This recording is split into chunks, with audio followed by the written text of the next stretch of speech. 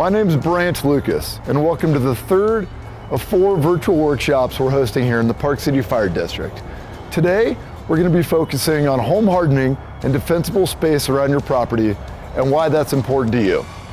Research has shown that addressing these 2 areas, both home hardening and defensible space, can drastically reduce the chances of wildfire destroying your property. May is the perfect time to address these concerns here in Park City. We've had the snow melting and we're starting to get some warmer temperatures and a little bit drier so that we can start to do these items around the house, whether it's maintenance around your structure or taking those necessary steps to make your defensible space a little bit better. Nationally, there's a number of different templates you can use to better your structure and your property. The template we're going to be showing you today is based off Firewise USA, where it breaks your property into 3 different zones: the immediate zone, intermediate zone, and the extended zone. The best place to start when talking about your ignition zones is the actual home and structure itself. And that's where the term home hardening comes in.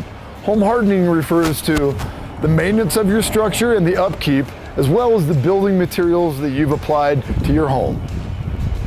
One of the most interesting concepts that have come out of the studies that have been done on the fires, the large fires that have happened throughout the United States over the past couple years, is this idea that it's not the flame front that actually destroys your house.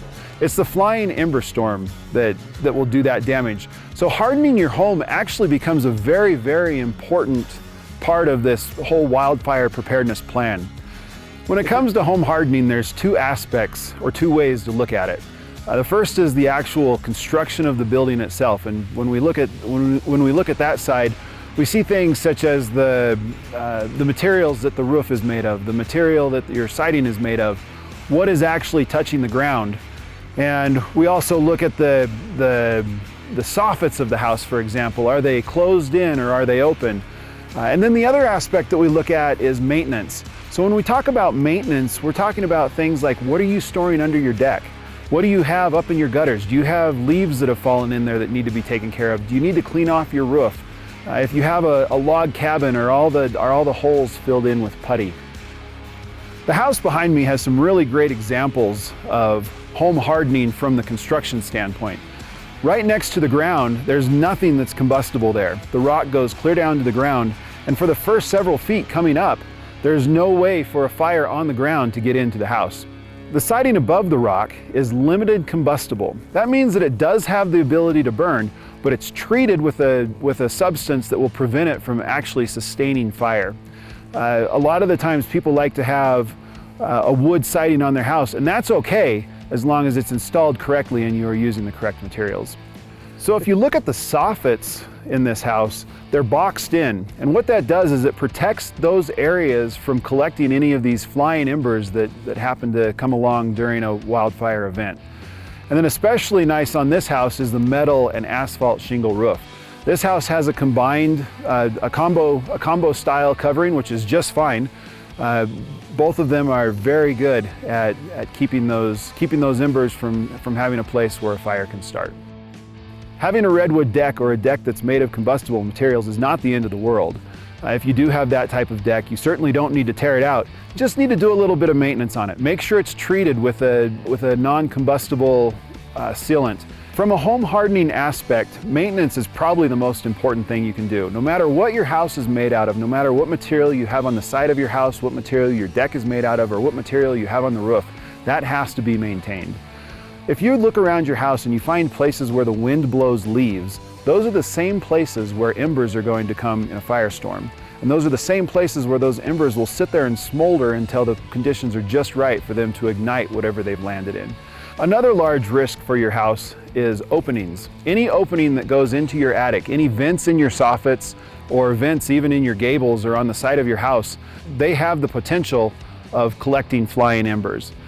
Back in the day, we used to put 1/4 inch mesh on these openings to keep things from getting in.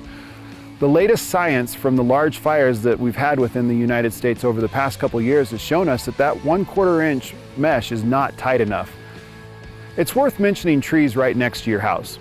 Having trees right next to your house is not the worst thing that could happen. When you do have trees that overhang your roof, you really need to make sure that those trees are maintained, they're pruned back, and that you're taking care of the debris that falls out of those trees. One of the places that a lot of homeowners like to store their things up here in the mountains is under their deck. But again, this is a great example of the homeowners cleaned up everything under this deck.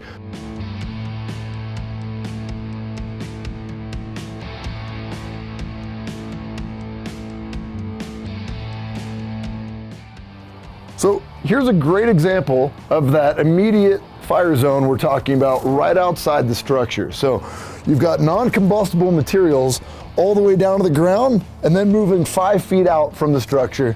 There's nothing that could ignite here. They've cleared away all the deadfall, all the brush, any living organic material right here has been removed. So we're just down to rock or bare ground, and obviously in this case we're down to rock. So, and then even he's taken the extra step of going up the structure a few feet with, again, non-combustible, fire-resistant materials right here. Moving out away from the house, we start to look at zone 2.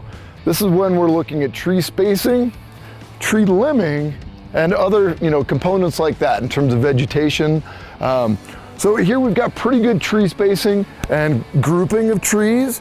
In this second zone, we're looking for that 16 feet apart between different vegetation and trees. As we just talked about, the vertical spacing is one of the key components in this second zone, and that's really determined on our ladder fuels that we have. We're not looking to transfer any of the fire from the ground up into the canopy, and we're calling those ladder fuels. Moving away from the house as we start to pan out past that second zone into the third zone, the extended zone, we're looking at tree spacing of about 10 feet apart from each other.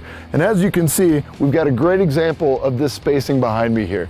So that spacing is going to be about 10 feet, and then he's also taken that extra step of limbing up any of those ladder fuels from the ground to that 6 foot mark again, you can see behind me.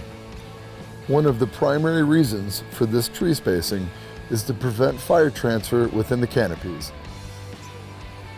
One of the factors that you need to take into consideration is the slope. I'm standing on about a 10-15 degree slope here, and you need to make sure that your fuels are spaced out further than that 16 or 10 feet spacing that we're looking for. They need to be spaced further if you've got a slope to consider. So just behind me over there, we're looking at more of a 30 degree slope where you'd want your fuel spaced out even further. And that's one of the challenges we face here in these mountain communities. Not only is tree spacing and distance from your house important, but the type of vegetation you have on and around your property is also important.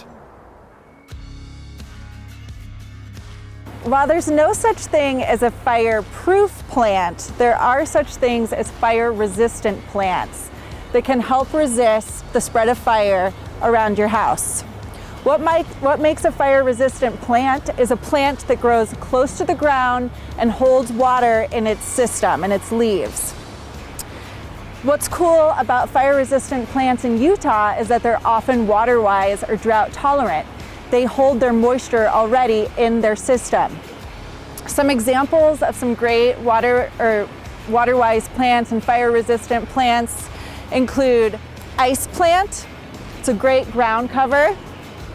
Also has a bloom that blooms in spring and summer. Of course, a perennial succulent, you can see, retains its water in it. You barely have to water these guys. Hostas can be a great water-wise plant. And then natives, things that are already water-wise are going to be fire-resistant, like our columbines, a coreopsis plant. Some great shrubs include ninebark, currant, honeysuckle, wild roses. All of these can be a great addition to your garden. Some trees that are fire resistant are going to be your hardwood trees, including poplars, cherry trees, and maples. Trees that you want to avoid planting too close to your home. They can be highly flammable due to the level of sap and resin that they have, include conifers, and also junipers and types of oak. As you can see, there's numerous ways that you can increase the chances of your life, home, and property all making it through a wildfire event. That's going to wrap up this week. Thanks for checking us out. Big thanks to everyone who helped out. Check out next week when we're going to be talking about the ember storm, the #1 cause of home loss in a wildfire.